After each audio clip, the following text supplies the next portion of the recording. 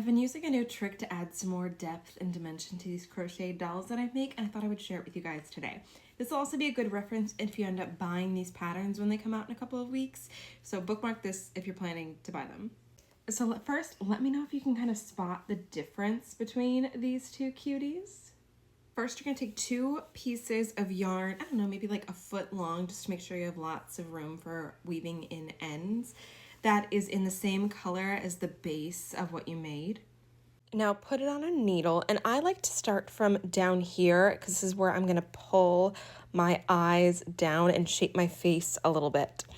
So I like to go around here because I feel like this is a good spot to kind of pull from. And you are going to put a stitch basically from this corner of the eye to the other corner of the eye. And it does take some finagling to kind of get it through, but you do want to do this when they are fully stuffed, because the stuffing is obviously a huge helper in like getting this shaped properly. So I'm going to go up through that corner of the eye, pull out my tail, hi Violet, and then go in through the other corner of the eye and back down through to just about the same spot that you went in at, and now you have both of your tails hanging out the bottom. And this is how you are going to shape that face. So first you're going to give it a good pull to get this stitch pulled down below the eye, because we don't want to change the shape of the eye itself too much. And now you're just going to pull it down and create a little eye socket for yourself. You have to be careful. If you pull too much, you're going to have kind of a divot, a pinch here. So you really want to let this part be relaxed and pull there and let this stitch do all of the work for you. And I don't like to tie them off until I have them both in so I can make them even. So let's do the same thing on the other side.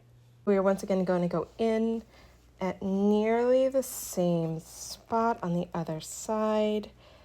Go up through one side of the eye, pull your tail through and create a stitch to the other side of your eye and back down through the same spot. Pull both your tails down. First, give it a good pull so you get that stitch pulled below your eye. And now you can just like a puppet, kind of even pull on these and even them out.